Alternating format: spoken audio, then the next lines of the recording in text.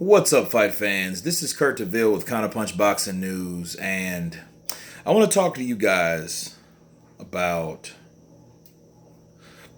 a fight that I saw, and it really wasn't the fight. It was the All Access. Lately, last couple days, I've been watching. I always like the behind the scenes content. Like 24/7s with HBO. Of course, they just called it quits or just announced their retirement from the sport of boxing. And then, of course, Showtime had All Access, which was created by, again, Floyd. Floyd came over to Showtime and he made his own version of 24/7, which was All Access, which was good. All Access was good. I think, honestly, that 24/7 was a lot more in detail, but it was kind of, in the same ballpark as far as, the content that they were able to show about the fighter. You know what I mean? The personal things about the fighter, their family members, who they're close to, their likes, dislikes, things like that. It was good. It was clever. And people liked it. People were drawn to it. Um, and it was actually a fight, or an all access rather, of Erislandy Lara and Canelo Alvarez, right? And that one is probably one of the best. A lot of people really like that one because it was one of those unique fights, and it was also the way that fight was created and made. Those two guys from, two different backgrounds. Erislandy Lara is from Cuba. He, from Guantanamo. This guy was, the oro de Guantanamo, meaning the gold from Guantanamo. And then you had Canelo Alvarez, which is cinnamon, right? El cinnamon. And the fight started when Lara went to Canelo after the press conference, after he just got through. He had a tune-up fight with Pedro Angulo. They both beat Angulo. So, Lara went on a stage, and he was like, hey, he didn't really disrespect Canelo, but it was really one of them things where he just like, hey, when do we want to fight? You know what I mean? And I don't think a lot of people was at that press conference, honestly, because that was when Canelo was just coming back on the scene from his first loss to Mayweather, back in 2013. And, I think that it got enough buzz, but what it did do, it created a fight between two guys that were two of the best super welterweights in the world, with two different styles, mind you. Okay. And, it went in depth of what they were doing, and they had all access, just like 24/7 used to be. And, of course, it was easy to follow, because it's a starting point of where it began, how it started, they didn't have a face off. I think, honestly, now Showtime needs to take the initiative, because I think the gloves are off. I think the British show, which is similar to Face Off, which was with HBO, I think that Showtime needs to make a creative background, maybe, that has that same type of platform where, before those all access, I think these guys need to get together and talk about it. That was classic in the sport of boxing. That would sold a lot of fights. You know what I mean? I remember the Sergio Martinez and Chavez Jr. face off, when these guys came face to face, and the Martinez Cotto, and the Cotto Floyd, and then the Cotto Margarito, and then the Mosley Floyd. It really set the tone for a lot of these fights, because if you seen a face off, you knew that you were going to see 3 or 4 episodes of some behind the scenes, material. So that really kicked it all off. So, but anyway, back to All Access. These guys, they did their 3 or 4 part series, And then, of course, they had their fight, and they have an epilogue, which HBO did not have. They don't have the epilogue, you know what I mean? Which is that behind-the-scene footage that's created after the fight is done, you know, the emotions of the winner, the emotions of the loser, you know, and it's quite interesting, man, and, you know, and it's cool. That I do like. You know, I think they just need to incorporate that face-off thing, you know. I wish I was a part of Showtime. I would definitely root for that, you know what I mean? But anyway, you know, the epilogue, the all access, that's what we were looking at, the epilogue series. So probably over 2 million views right now. It's viral, definitely viral, because it was such a good, well descripted narrative, you know, and then they really focused on Lara.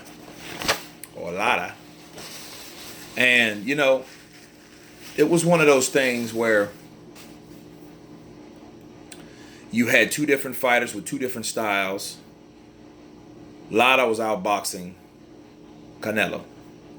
Canelo started using body punches as a buffer because he was lacking. He was losing the first 4 or 5 rounds, you know, and, you know, things really didn't change for him until like the 9th. He cut Lara, and then, you know, and it went from there, and it went back and forth still. And they had a scorecard that was just off the rocks, and it was funny how De La Hoya downplayed that whole ordeal. Like, no one wants to see a rematch, and you know what I mean? He just really just threw it out. You know, and then the funny thing about that particular fight, the Canelo-Lara fight, you had these guys. They were actually nemesis. They didn't respect each other, didn't like each other. They never really saw each other again. They got their check and they all went home.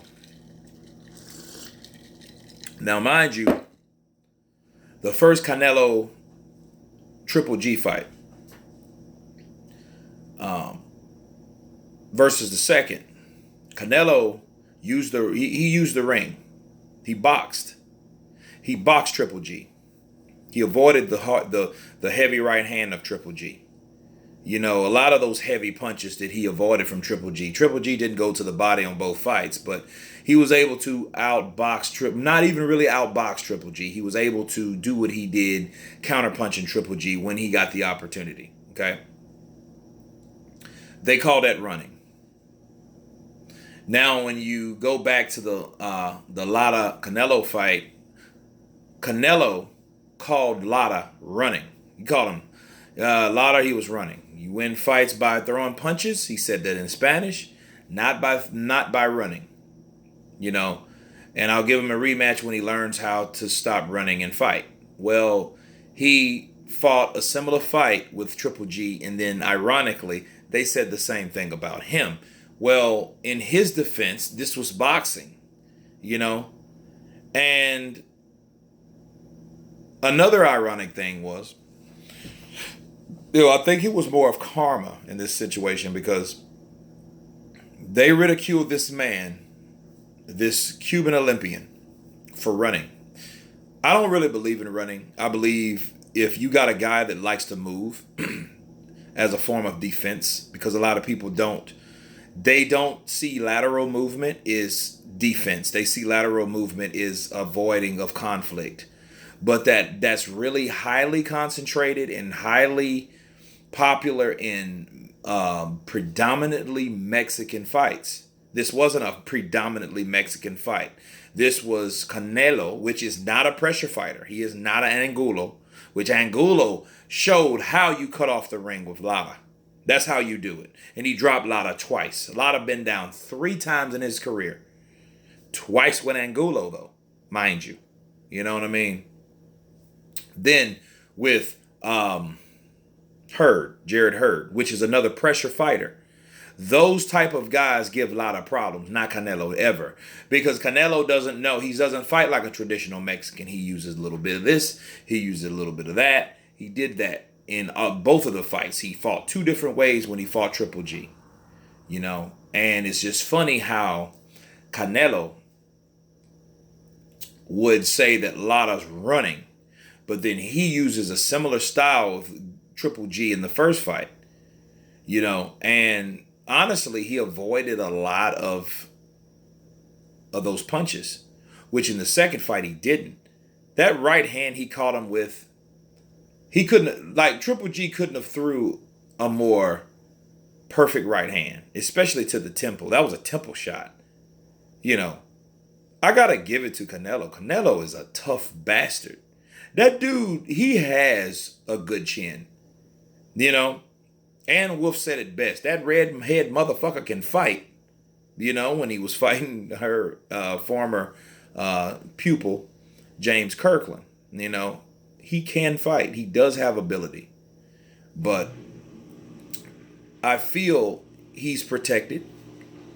And because of that, he gets less respect from certain people, including myself. And everyone gives him props for taking a fight with Lara because he didn't have to.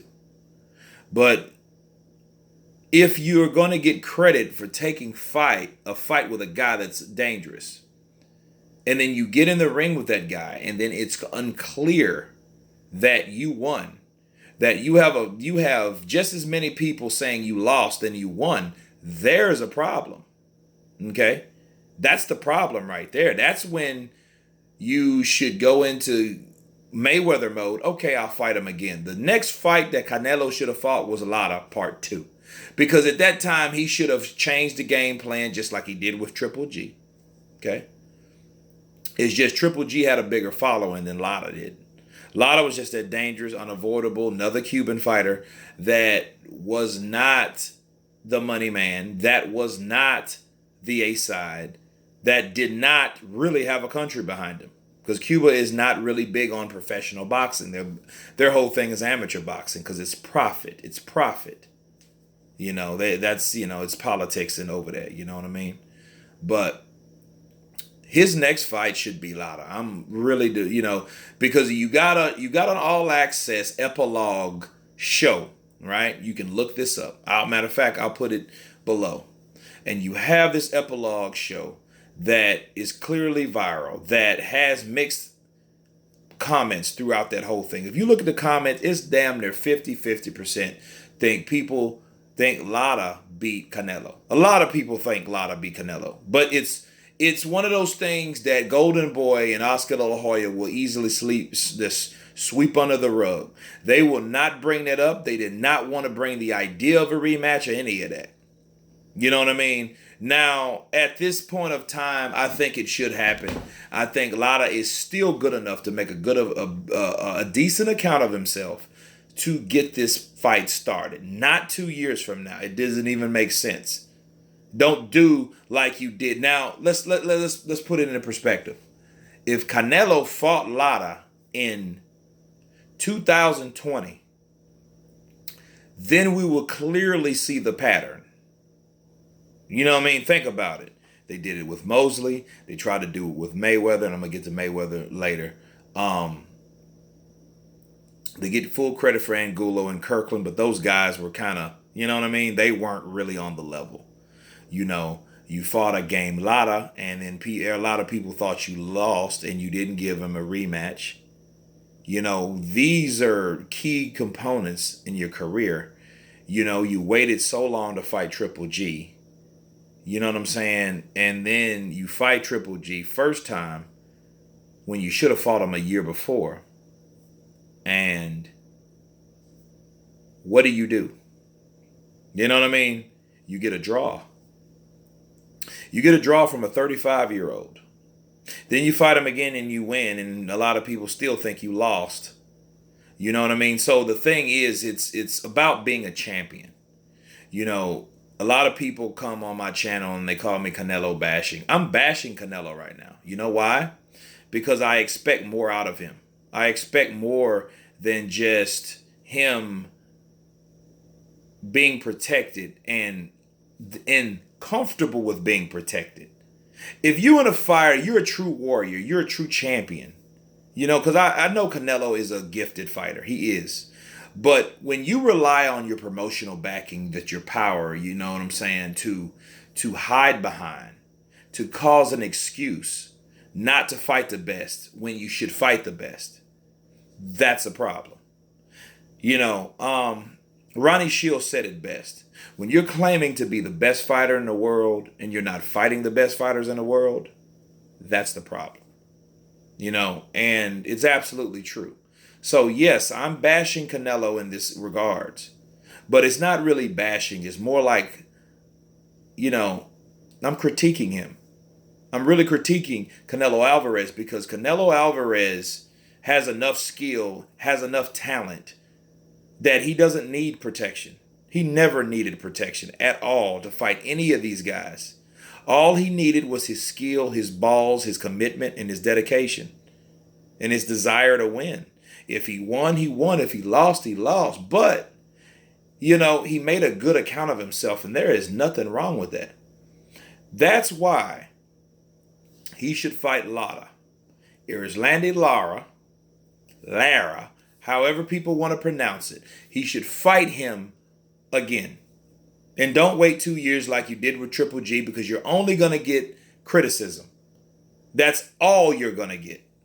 You know, because it's just another excuse. It's another loophole. It's another way for people to discredit you. Okay? So, yes, there is an all access of Canelo Lara.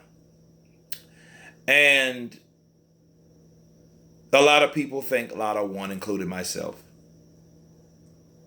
And it's that popular because it's one of those cult followings that's becoming bigger and bigger and bigger and bigger.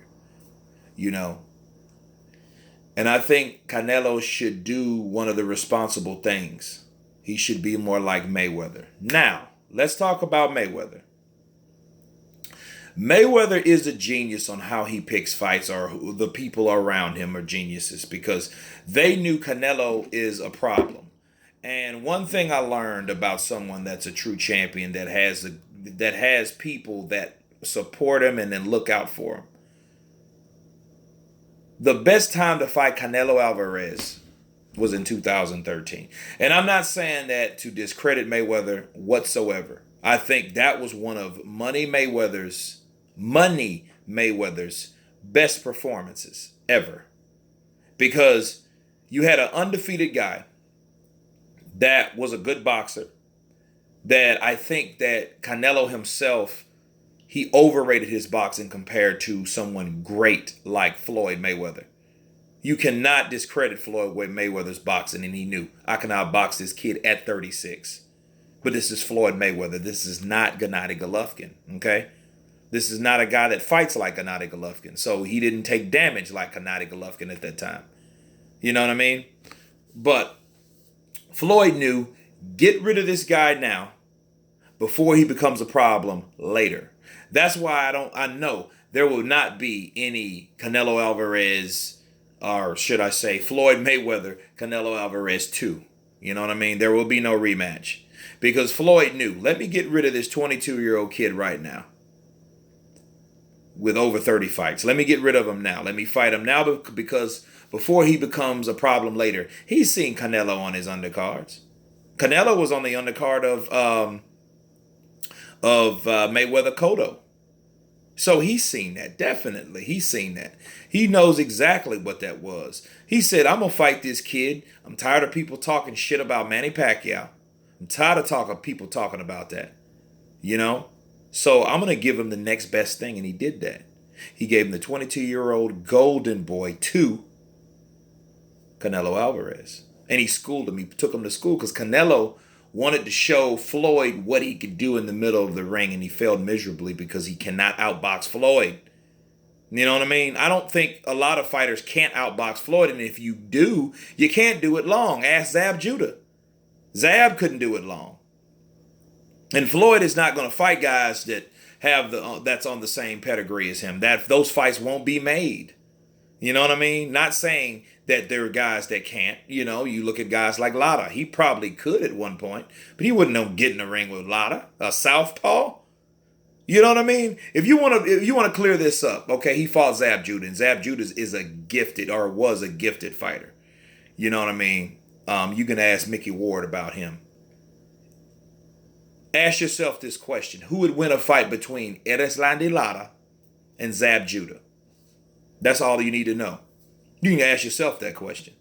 So that tells you right now, Floyd would never fight a boxer that could keep up with his pedigree. Okay, that ring IQ. He'll never fight a guy like that.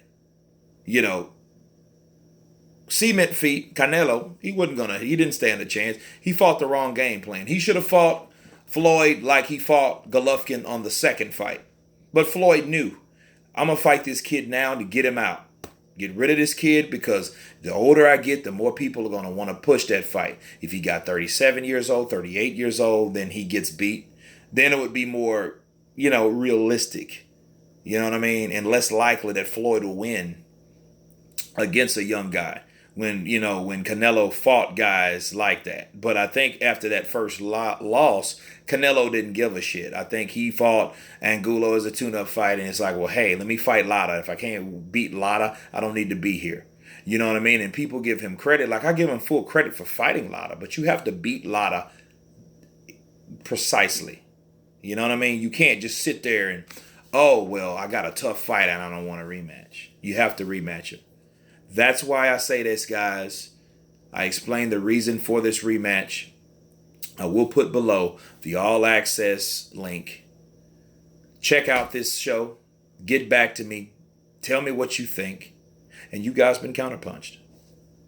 Peace.